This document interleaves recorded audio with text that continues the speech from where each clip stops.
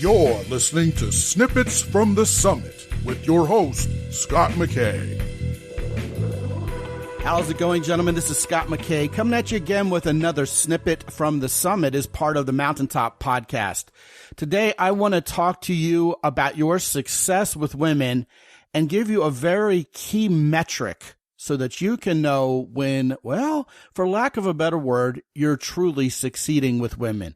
Because, we can play tricks on ourselves. We can compare ourselves against other dudes. Okay, this guy is seeing this girlfriend. This guy has 6-10 girlfriends he's seeing.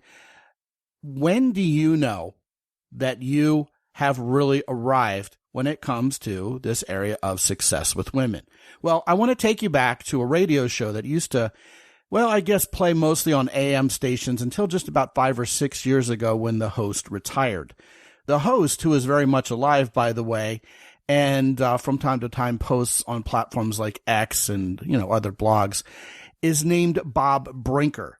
And Bob Brinker is a financial advisor and, of course, ran this radio show for years. Like most presenters on radio, television, or even podcasts such as this, we tend to have our soapboxes. We tend to have those phrases which we coin that we come back to freely. So, like I talk about the big four quite often, Bob Brinker often talked about this idea he called critical mass. In Bob Brinker's vernacular, critical mass was that point where you achieved financial freedom. You had enough of a stockpile of assets, as it were, be it stock, cash, real estate, whatever value you had, your net worth, and indeed your ability to be liquid with it, allowed you to create a point where you weren't dependent on having to raise any more funds to live the life you wanted to. You could, for lack of a better way to put it, live off the interest. Others would call this similar state financial freedom. Well, what's the equivalent of financial freedom when it comes to dating and relating to women? Where is this critical mass, and how and when does it happen? Well, the way I see it, you can start with a concept I coined years ago called two bonanzas. I personally believe most of us as men have, unfortunately, if we're honest with ourselves, never really been with the kind of women we've wanted the most. For us, that seems a faraway concept, perhaps too good to be true, something that happens to other guys. And by the way, if you've grown up poor your whole life, the idea of even making $100,000 a year, let alone reaching what Bob Brinker called critical mass, seems too good to be true also, doesn't it? So these concepts are indeed similar. But this idea I'm talking about of two bonanzas happens when not only have we met finally one woman who likes us back in return, is attracted to us as we're attracted to her, who's exactly the kind of woman we've wanted the most, but now we've met a second one. We have two women in our lives. We can choose which one we want to go out with. We have both of them adoring us and perhaps wanting to have sex with us, maybe even marry us, right? Well, why is that second bonanza so significant? Because it means the first one wasn't a fluke. It wasn't some sort of happy accident that a woman ended up with you. When you have a second one, when you have that second bonanza of a woman in your life, it's a lot easier to believe women in general are going to find you attractive, perhaps more often than not. So yes, your confidence improves, your self-esteem improves, because yes, you know what?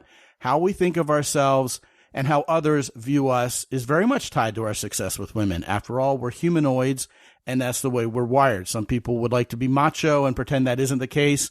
I'm much more pragmatic and realistic about that. I do think that men who are successful with women feel better about themselves, and other people respect them more for it. So what happens is when you have two bonanzas, you can freely talk to another woman, or more freely talk to another woman without what's commonly known as approach anxiety consuming you, right? And if on the off chance, as I'm going to go ahead and presume it, that she doesn't like you or doesn't want any of you, or even is in some way unavailable, you'll find it much easier to brush that situation off. After all, you already have two women in your life who you find very attractive, who adore you also in return. It's reciprocated.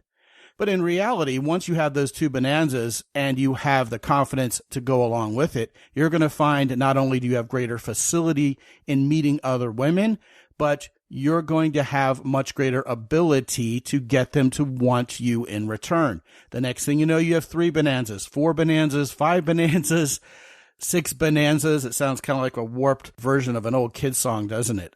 Right? But for sure, you end up with a group of women who want you, who you really are attracted to, and you have too many of them.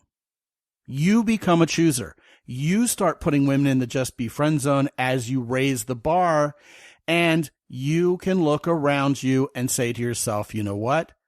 The women adore me. I'm attractive to women. And then the tsunami of success only grows from there because, as I've always said, the number one differentiator between men who get women and men who don't is men who get women believe they should be getting women. So, I'm going to leave this an open question insofar as what's defining the actual point of critical mass here.